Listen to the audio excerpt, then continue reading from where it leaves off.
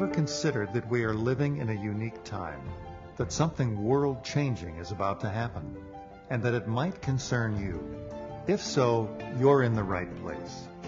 Keep listening, and you'll hear thought-provoking views behind the news that point to a new and better future for all. Many people now sense that humanity is not alone. So consider this. If the Christ or the Buddha walked among us today as modern men, would we recognize them? What would they be saying? And most importantly, would we listen? Every Sunday on this program, Share International Radio will examine extraordinary events that are unfolding behind the headline news. This may be the message of hope you've been waiting for. And now, welcome to this week's show.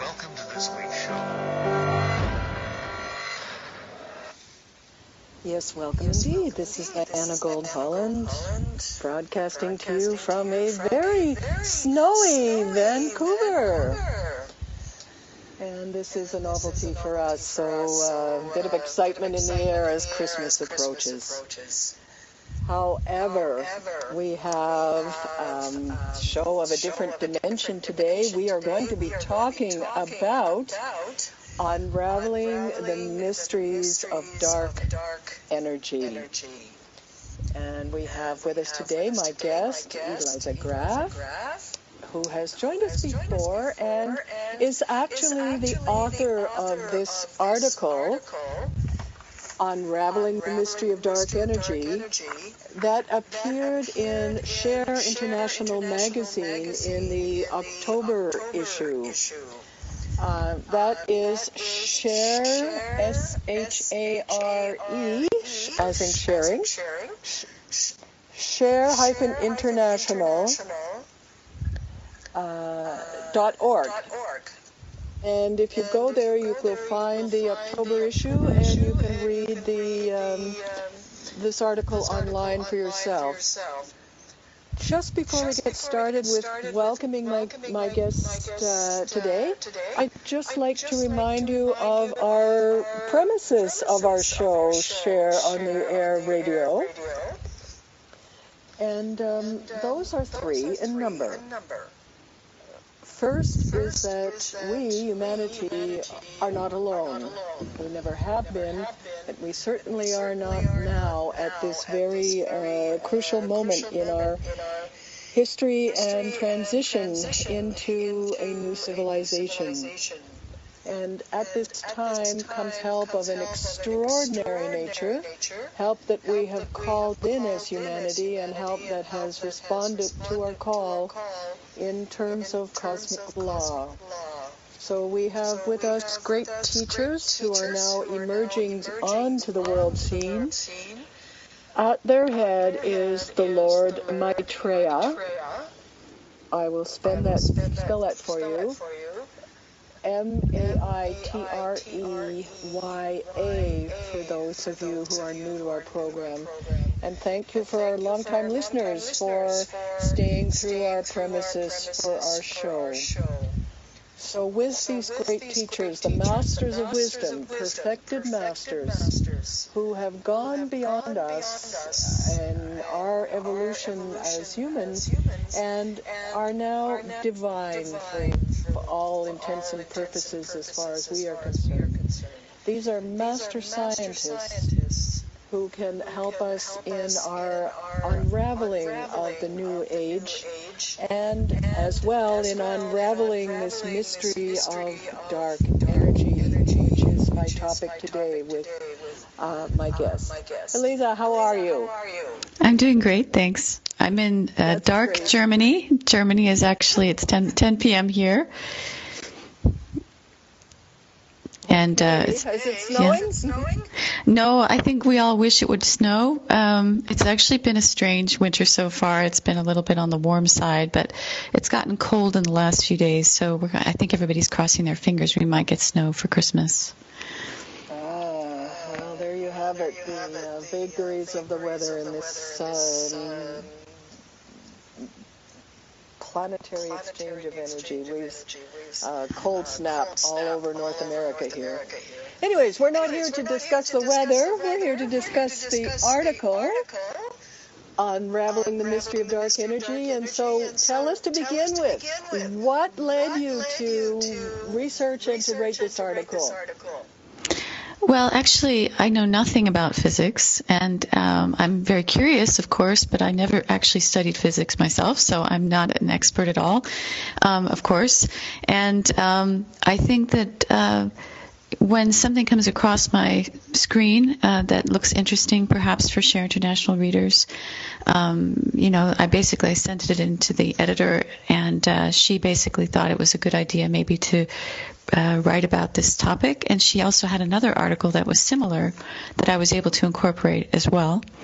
And I learned a lot by doing the article because, first of all, I think I assumed generally that we must be getting close to sort of being able to understand the nature of dark matter, dark energy, these kinds of things. But there are actually, one of the things I found out in researching is that there's not really a consensus about what it is. Most physicists appear to agree that there is such a thing, but not all do. And there's myriad theories about what it actually represents.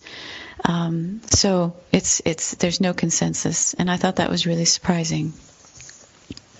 I guess I shouldn't, because obviously the nature of physics is such. In fact, it's at a point right now that it appears that they're really struggling with theories that kind of are beyond the bounds of being able to experiment with. And I think it's just the nature of the huge subject, because obviously, as I mentioned in the article, they're engaging with enormous spaces. They're mapping galaxies, 1.2 million galaxies across a volume of 650 billion cubic light years to try and understand dark energy. So they're... Whoa. Just say that once again, really slowly for our listeners. Yeah. What are they mapping? One of the things that I brought up in the article is that there's an attempt to decode dark energy by it's culminated in the largest map of the universe to date. And it was taken using a 2.5 meter diameter telescope at Apache Point Observatory in New Mexico. And it was released last July by the Sloan Digital Sky Survey. And it took 5 years to produce and reveals dark energy's effects. They're studying dark energy's effects by looking at a three-dimensional map that they've created. And it charts the positions and distances of 1.2 million galaxies across a volume of nearly 650 billion cubic light years. So they're talking about really massive data, massive distances, massive numbers of galaxies. A single dot on this picture, you'll see it. I think they posted a picture. You've posted a picture on the Share on the Air Radio Facebook page, I think, of this particular map. It looks like a bunch of squiggles in red and green, and it basically, one single dot represents a galaxy, a home to a few 100 billion stars. And we would have the temerity to think that we are the only living human race in all of this. Yeah, it's pretty amazing. It is pretty amazing. I cannot begin to fathom those numbers. Yeah, it's pretty amazing. There's the amount of money that's gone into physics in the last few years. I think you know about the Hadron Collider built in Switzerland, which is like a 17-mile underground super collider, basically. And that project was a $7.5 billion project. So a lot of money is going into physics, and they're really trying very hard to understand these things. And the Hadron Collider has come pretty close to what they call discovering the God particle. So there's actually a lot of interesting research going on, and I think we're getting closer to perhaps maybe in our near future, they're going to come back around to realizing that maybe the ancients had something valuable to say about this particular subject. And we certainly want to talk about that in our upcoming segment. One thing that really amazed me in your article was this quote that basically we cannot account for about 95% of the known universe. Yeah, basically that's the real issue, that they know that really only about 5% of the universe is made up of what we can see and study, all the objects, all material objects in space, including in our own environment, everything. That is all just 5%. And the rest is 95%. That's dark energy. And just because I didn't mention it in the article, there's a difference between dark matter and dark energy. They say that while these may be related, the physicists don't really know, but they say the effects are quite different. In brief, dark matter attracts, dark energy repels. While dark matter pulls matter inward, dark energy pushes it outward. Also, while dark energy shows itself only on the largest cosmic scale, dark matter exerts its influence on individual galaxies as well as the universe at large. And that's this quote that I just read is actually from the Hobby-Eberly Telescope Dark Energy Experiment, which is another research project. You can access them online as well to learn more. But basically, there's a lot of things that physicists have learned, but they still have a long way to go as far, as really coming to a consensus about what they're looking at. And we haven't even stroked the surface of defining what dark energy is, let alone unraveling its mystery. We'll be back after the break to continue our discussion with Elisa Graf.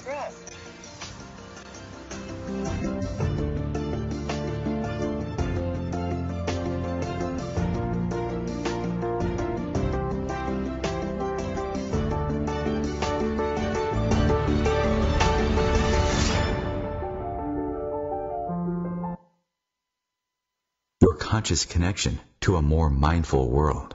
OMTimes Radio. IOM-FM. Spiritual, metaphysical, green living, psychic, alternative healing, life coaching. Do any of these or similar terms apply to your business or cause? If so, you are in a niche market with a very specific audience. Conscious Gate PR is the world's leading conscious public relations agency. With a global reach of over 4 million and growing, we offer comprehensive media campaigns to our targeted market. Learn more at ConsciousGatesPR.com. Conscious marketing for conscious minds.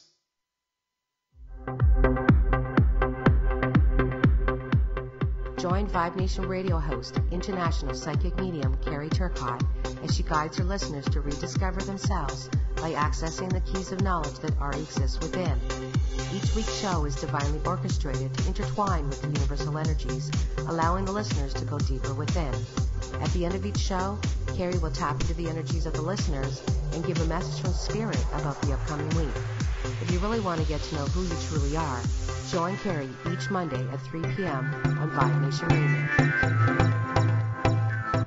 Maitreya's Mission, the book by Benjamin Krem, is a riveting exploration of life ahead. It reveals how the world teacher, Maitreya, and other ancient guardians of the human race are emerging now and are showing us how to release our divine potential. Investigate for yourself at shareontheairradio.org. That's shareontheairradio.org. shareontheairradio.org. Hey everybody, Rachel Ray here. Nothing brings a bigger smile to my face than cooking up a big meal for the whole family and lots of friends. But there's not enough room at my table for the 17 million kids in our country who struggle with hunger. That's why the Feeding America nationwide network of food banks collects surplus food to give hope to hungry kids. But they can't do it without your help. Support Feeding America and your local food bank at feedingamerica.org. A message from Feeding America and the Ad Council.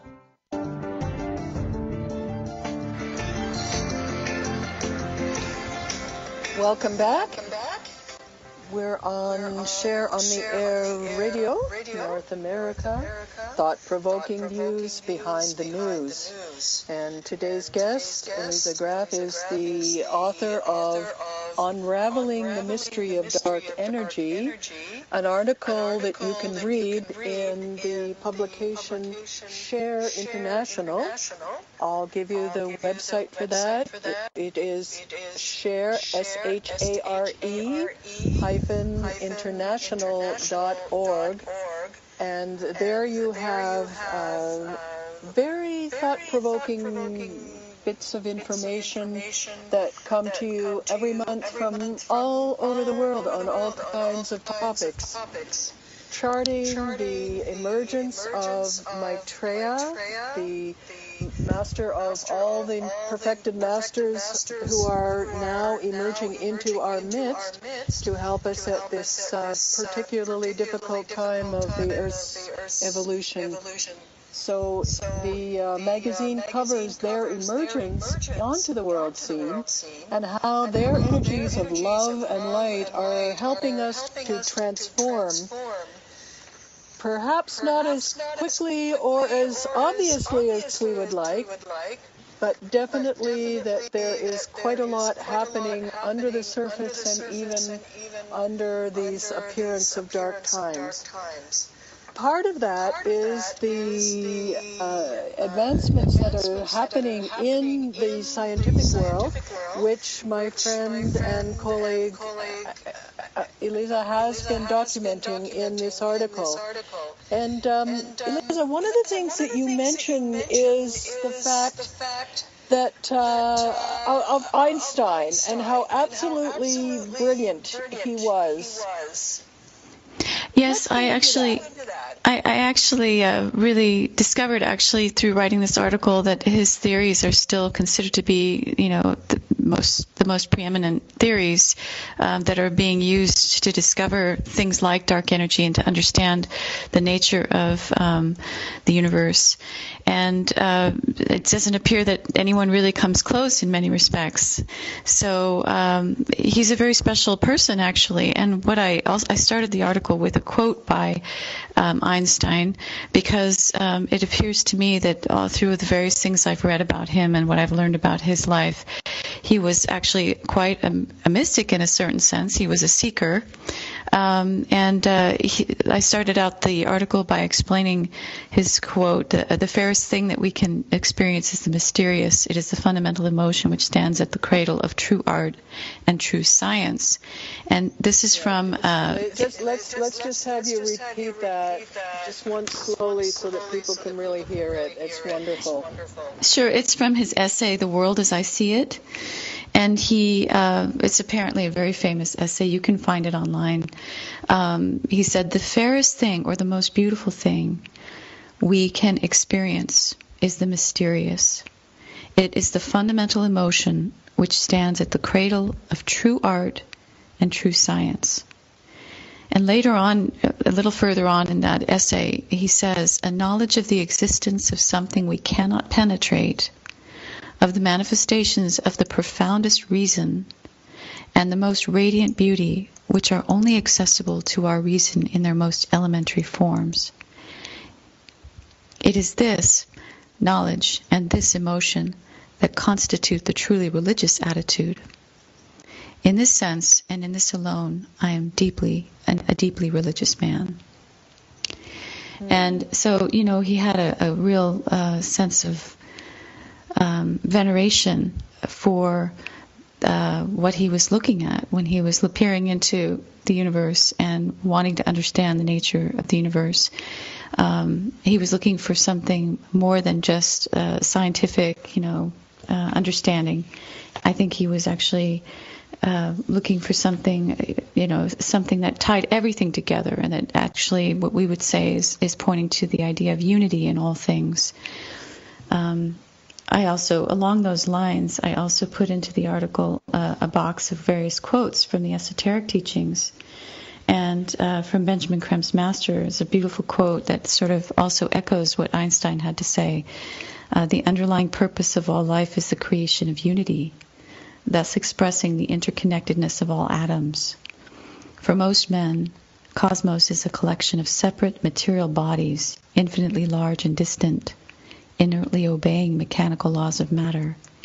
In reality, cosmos, space itself, is a living entity, the source of our being, our mother and father. And so I felt that basically these two things tied together between what Einstein had to say and also what the Master's saying. Einstein has not been the only physicist who's had these kinds of ideas, though. I mean, obviously, physics is a very demanding science, and you have to be pretty smart to be able to do it. So we probably have a larger number of maybe geniuses in that particular field. But David Bohm is also very well known for his interest in spiritual subjects. In fact, he, for many years, was in a public conversation with Krishnamurti. David Bohm was a physicist and a professor emeritus of physics at the University of London. And that was until 1992 when he died. He was born in 1917. And there's a great quote by him as well. He said, "I would say that in my scientific and philosophical work, my main concern has been with understanding the nature of reality in general, and of consciousness in particular, as a coherent whole, which is never static or complete, but which is an unending process of movement and unfoldment."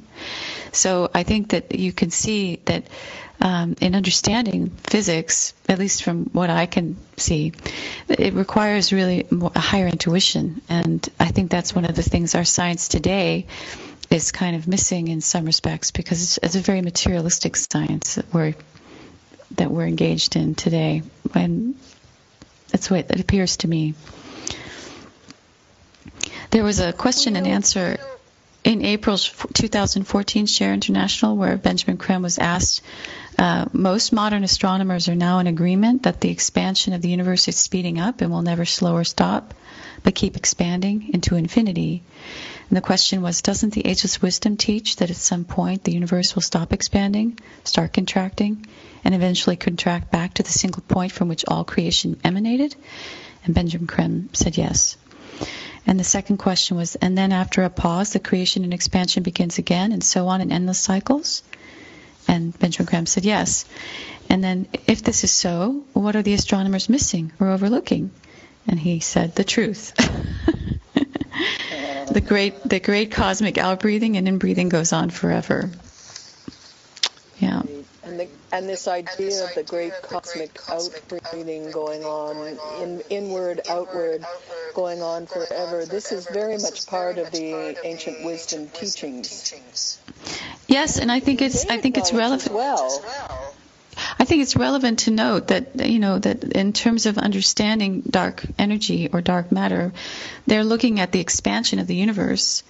That's how they discovered it, actually, because basically scientists knew that the universe was accelerating. Their experiments showed that there was an undefined force pushing galaxies apart, and they had theorized that breaking effects of gravity would slow it down, but their observations that the universe was accelerating were kind of a shock. So then they started wondering what's pushing galaxies apart, and that's how they came to this understanding of dark energy. And so essentially, I think this outbreathing and inbreathing, or at least the outbreathing that they've discovered, this expanding of the universe, it tallies with the ancient teachings. And also they're representing from your article here that this dark energy is a field that permeates all of space. Yeah, that's one particular. There are three different theories according to the research that I did. According to the writers that I also quoted, they explain that. The leading hypothesis is that dark energy is a property of empty space itself. According to William Reville, who is an Irish Times blogger, he's a professor, and he says this hypothesis fits the astrophysical evidence better than the other two theories. Albert Einstein first posited that empty space, the space between stars and galaxies, is not actually empty. And I also quoted NASA's science website, space has amazing properties, many of which are just beginning to be understood. And the first property that Einstein discovered is that it's possible for more space to come into existence. So a lot of people believe that this is really what's happening with the expansion process, that basically more space is coming into existence. So there isn't really anything such as empty space. So this is why they think the universe may be expanding faster and faster. But another hypothesis is that it represents a dynamic energy fluid or field that permeates all of space but counteracts the attractive pull of gravity. So that's one other thing. But then there are other physicists who believe that there is no such thing really as dark energy. They actually believe that it's an misunderstood property of gravity. So there's a lot of misunderstanding there's no consensus, as I said before. A colleague sent me, after this was published, this article, he sent me another article from a magazine about physics, and he basically said that, it showed basically, this article was talking about the fact that there's a lot of argument within the physics field about not just these kinds of subjects, but about the nature of their study, because there are some who believe that they should not be engaging in physics unless it's something they can actually experiment on, some theory that they can actually experiment with, as opposed to these sort of out-of-bounds giant theories that nobody can ever really test. And to me, that seems pretty evident that just like every other institution at this time in the world today, every field of endeavor is suffering because the old ways are kind of falling apart. Our old methods of inquiry are changing. And well, they might. I think Therefore I Am is a little outdated with Descartes and company. Let's talk more about what the new science is actually leading us to once we're back from the break.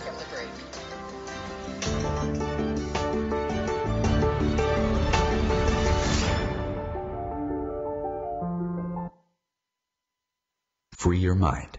Expand your soul. OMTimes Radio. IOM FM. Have you bought into the idea that you have to work hard for your money, that business is hard?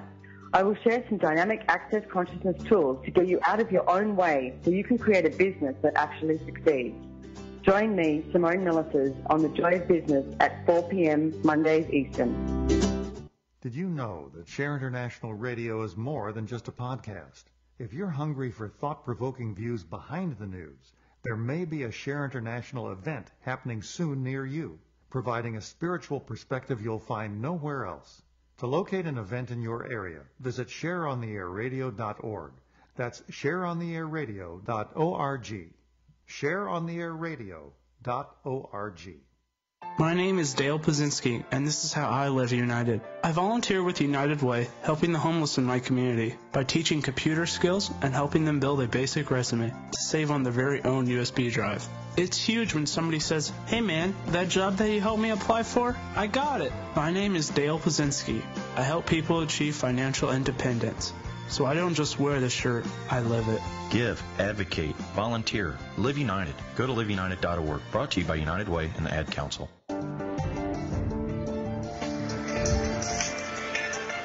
Welcome back. We are here with my guest, Elisa Graf, discovering the unraveling of the mystery of dark energy. Neither of us is, of course, any kind of expert on modern-day science, and we have been talking now about the quandary of modern-day science in terms of the perspective that it can evolve. And I wanted to bring in one concept that is one constant of the teachings of the ancient wisdom, and this is the fact of the existence of etheric planes of matter. That there is, above our regular dimensions that we can see and taste and smell and see and what have you, above the solid physical, the liquid, and the gaseous, that there are 4 other planes of material that are more subtle and that our science has yet to be able to grapple with. Here we are living in an energy or in an envelope of etheric energy and not actually recognizing it, or at least most scientists not actually recognizing it. And I think we need to go into that, Elisa. How do you approach this? Well, I mentioned in the article that Benjamin Creme refers to the etheric planes in his book, The Reappearance of the Christ and the Masters of Wisdom, as an ocean of energy. And he describes them as 4 planes of still finer matter above the dense physical solid, liquid, and gaseous, which constitute the etheric envelope of this planet, and of which the dense physical planes are precipitation. So, it's kind of amazing to really think about that, the world that we can see with our eyes, there's only 3 states of matter that we have learned about through our scientific endeavors, besides these unknown things that the physicists are looking at. But we only understand really the dense physical plane, then the liquid, the plane of the liquid, and then the gaseous. And beyond that, as far as science is concerned, there's no understanding really of what's beyond that. So, of course, there are so many aspects of life that if we could see these planes would be so clear to us. But we do have some experience of these planes, actually, if you've ever had acupuncture, or if you've ever done yoga or meditation. Obviously we're operating on all these planes even if we're not aware of them. And these are the planes, the etheric planes are actually where our chakras are actually physically located, and where the meridians that Chinese medicine uses, we would see if we had etheric vision, we would be able to see these things. So it's kind of pretty amazing, really, to imagine what would happen if science finally came to the awareness that the physical planes, there's still 4 more higher physical planes than what we already understand. And that's essentially what Benjamin... Related. Sorry, can you say that again? Yes, there are so many forms of energy that we have yet to discover and be able to relate to in these planes. Yeah, exactly. It would really transform everything, and that's something I brought in as well in the article. I talked about the fact that Wilhelm Reich, for example, had discovered these planes already, what he called orgone energy, what some people would also call, I guess, in the yogic science, prana. And he said that it was something we all had access to. In fact, he was creating, when he was alive, he was creating tools, simple tools, to be able to use orgone, what he called orgone energy, or this etheric energy.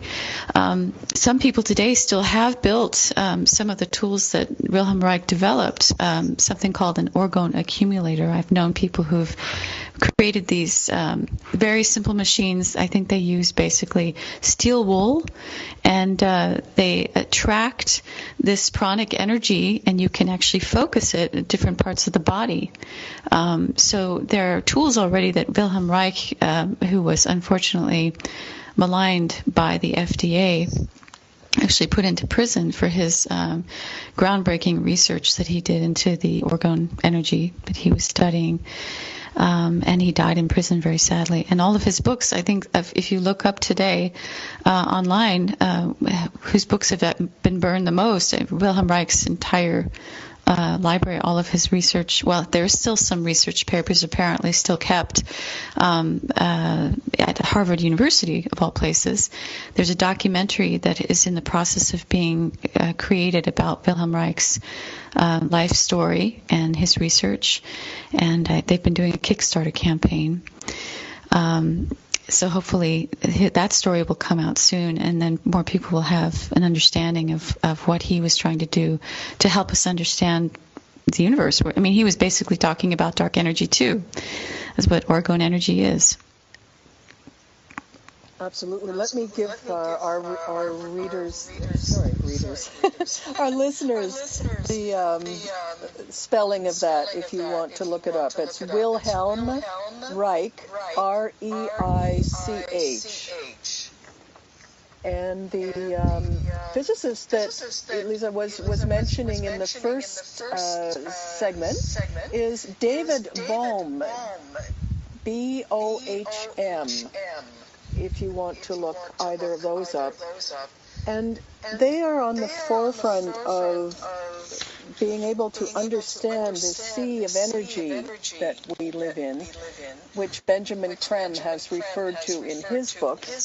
I'd like to turn you on to one of his great masterpieces, the Maitreya's Mission series of 3 volumes. And in this, we have teachings of Maitreya on all kinds of subjects and matters, not only science, but also the art of self-realization, which he has come to make known to us at this time. So essentially, we are standing on the edge of a great breakthrough as the human race. And of course, with these teachers among us, Maitreya at their head, to help us unravel these mysteries, we will just take a giant leap forward. One thing that you say, Elisa, in your article is that scientific discovery of the etheric planes clearly has enormous implications for humanity.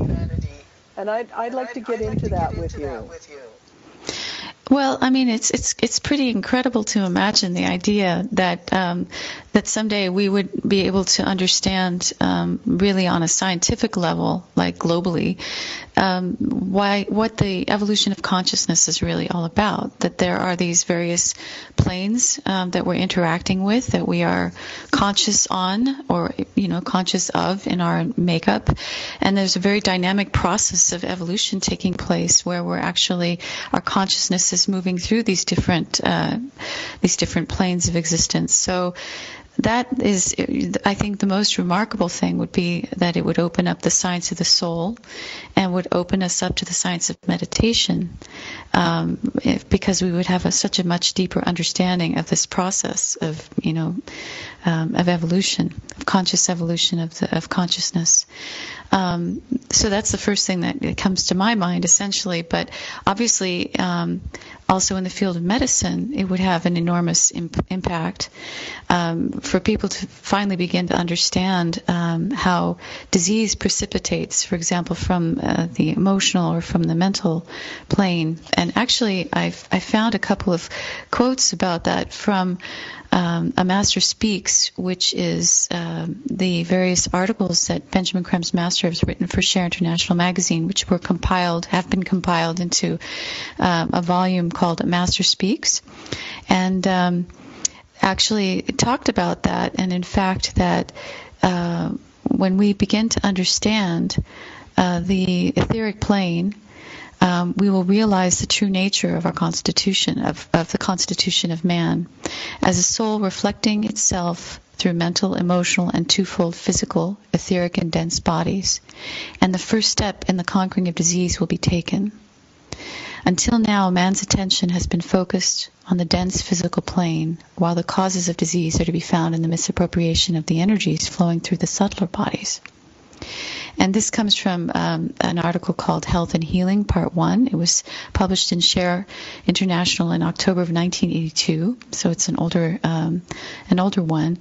But I also found another one called Health and Healing, Part 2, which was published subsequently.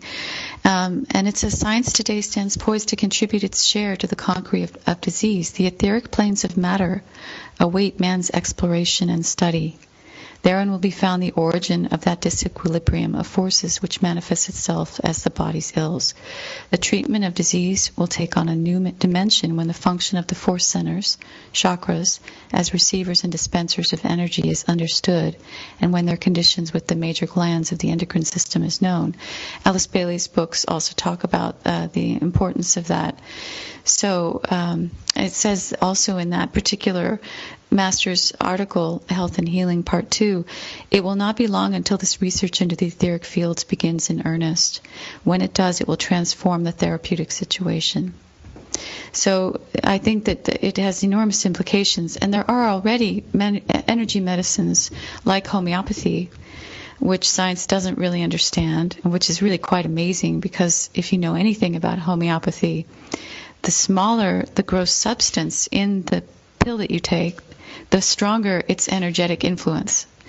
And so I think that there's just so many potential applications to understanding these kinds of technology, these kinds of forms of therapy when we have a better understanding of the etheric planes.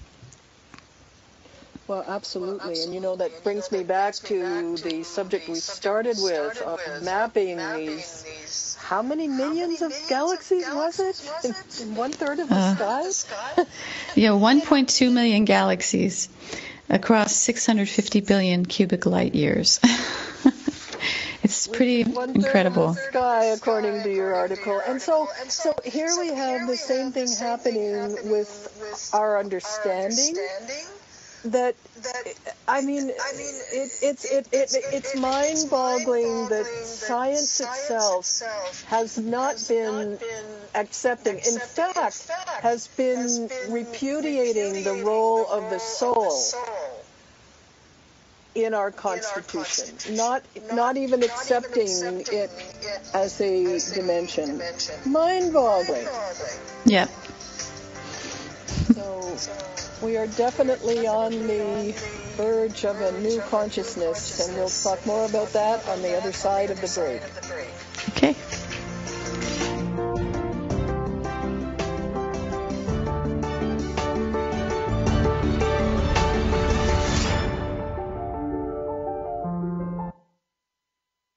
Free your mind.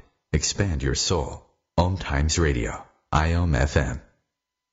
The number one reason girls drop out of school in sub-Saharan Africa is lack of access to feminine hygiene products. The Pads for Schoolgirls Project, an outreach of Humanity Healing International, is changing this paradigm by setting up sewing programs at schools, teaching girls a vocational skill, while producing the reusable pads that help keep them attending classes. The girls pay it forward by making and giving pad kits to other girls in need. To learn more, visit humanityhealing.org. Humanity Healing is where your heart is. Hi, I'm Kelly Fox, host and astrologer of The Astrology Show. Each week, I'll give you access to the current transits, which are a valuable tool that provide astrological information to help unlock the potential each of us has. Understanding the stars can help steer us in the right direction to make better informed choices. So if you're wondering what's going to happen in your week ahead, be sure to tune in to The Astrology Show for guidance, Mondays at 9 p.m. Eastern Time. Every night, when the skies are clear, a remarkable event can be witnessed. A UFO the size of 5 football fields is moving through the skies just like a star. It pulses, it blinks, it changes color. This spacecraft appeared before as the Star of Bethlehem. Find out what it all means. Visit shareontheairradio.org. That's shareontheairradio.org. It only takes a minute to find out if you may have prediabetes, and you can do it at doihaveprediabetes.org. But you're probably not going to, are you? Kids, work, listening to the radio. You're busy, which is great because busy people can't get prediabetes. Oh my, I read that wrong. They can. Should have worn my glasses. So visit doihaveprediabetes.org and take a short test, because prediabetes can be reversed. Brought to you by the Ad Council and its pre-diabetes awareness partners.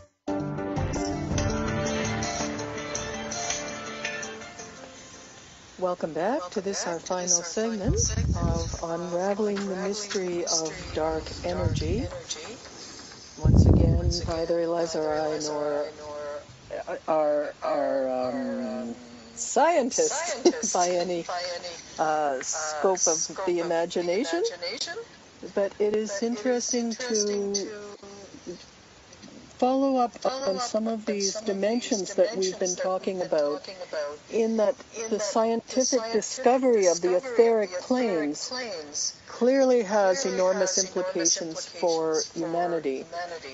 Mr. Cram goes into this in many of his books, and I am drawing your attention to the trilogy Maitreya's Mission, where many of these topics are discussed. So one of the things that intrigues me, and I'd like your comments on this, Elisa, is the fact of the development of the intuition as a faculty for human beings, of course, and also the implications of considering this for the education of children, for example.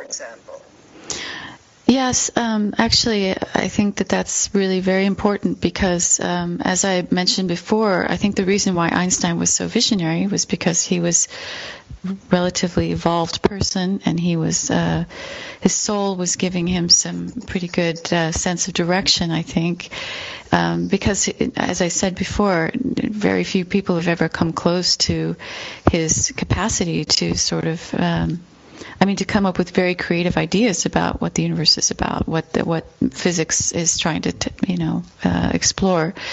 And in fact, I wanted to say another thing about that, and that is that I just discovered that Einstein met with Reich. Reich went to Princeton in 1941 and met with Einstein, and they spoke at length about Reich's work. And according to the organization that is still charting the work of Wilhelm Reich, they said that Einstein was very open to trying one of his devices that he had built. So it seems that Einstein was a very open-minded individual and could see the relationship between the work that he was doing and the work that Wilhelm Reich was doing. And obviously Wilhelm Reich also felt the same. So, but in terms of developing the intuition, obviously this is something that we all the world will really change when we come to understand the nature of the soul, and that people are more consciously engaged with the process of spiritually evolving and self-realization.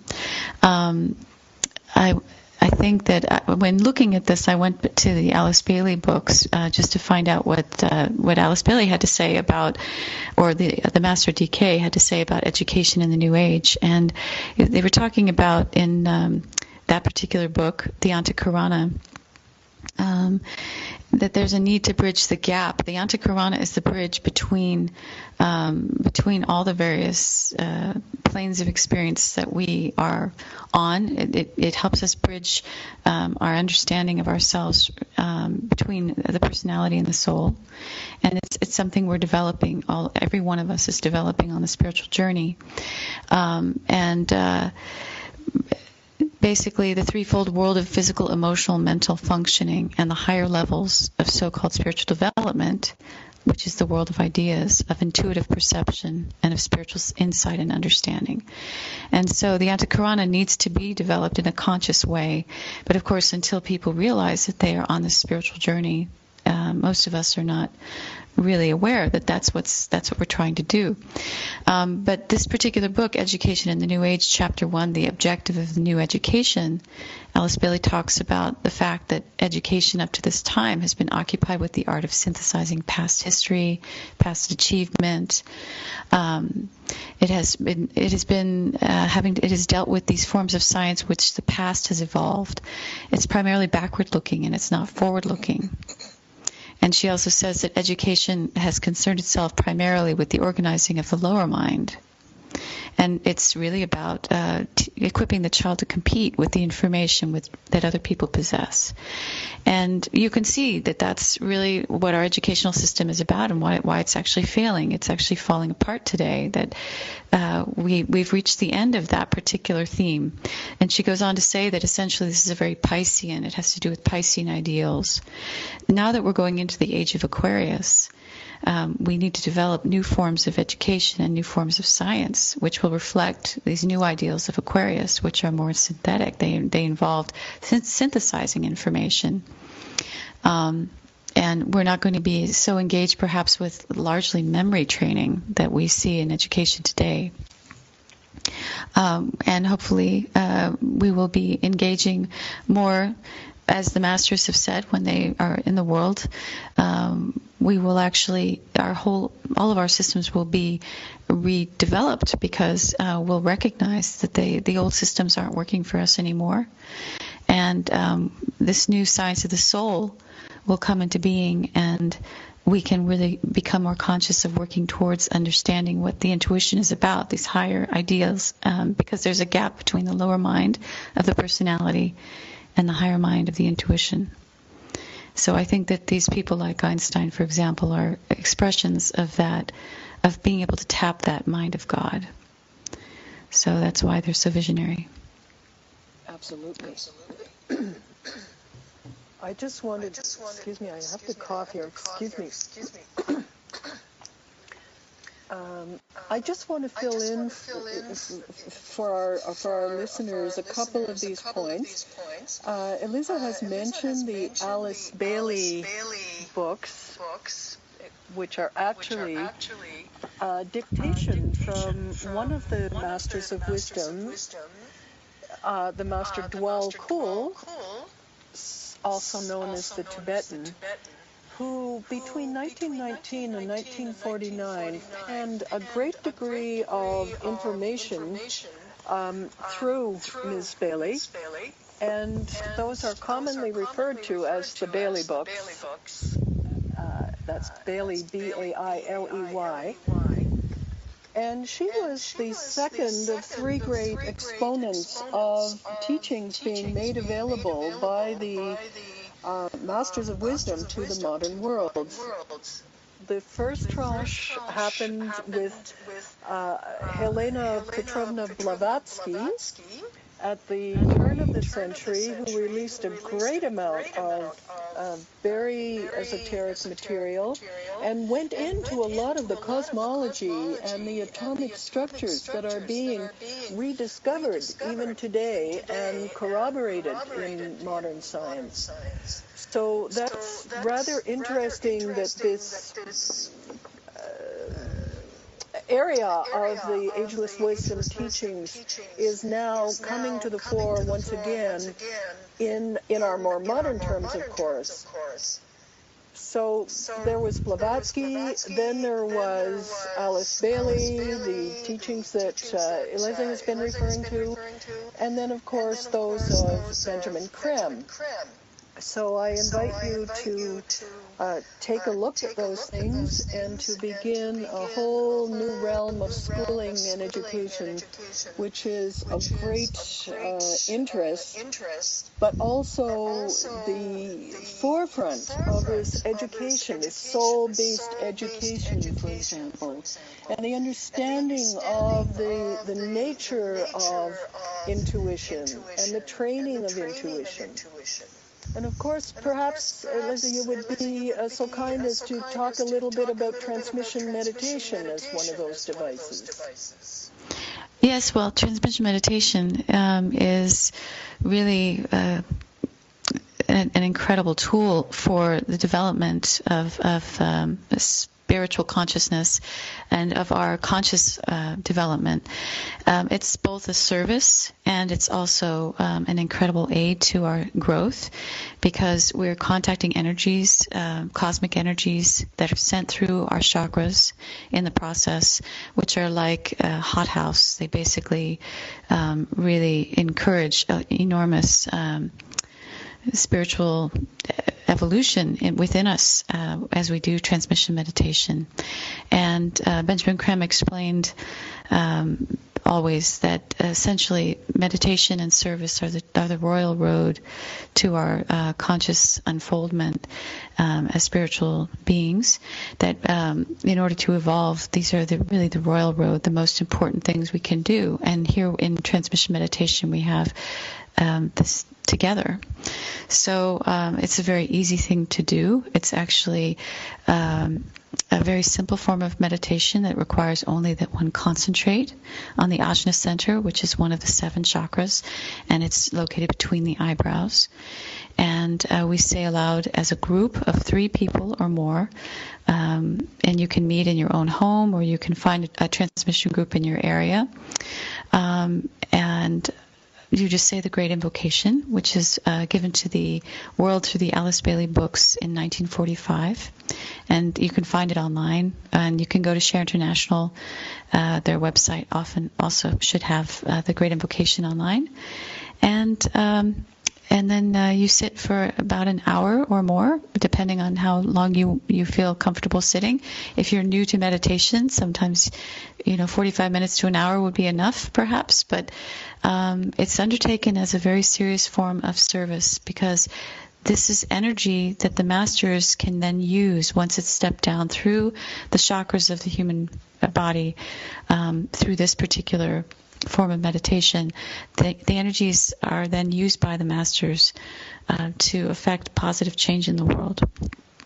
And And I just want to mention to our listeners that there is a website, www.transmissionmeditation.org, and also a program that we did back in August. If you look through our archives of our shows, there's a complete show on transmission meditation last August.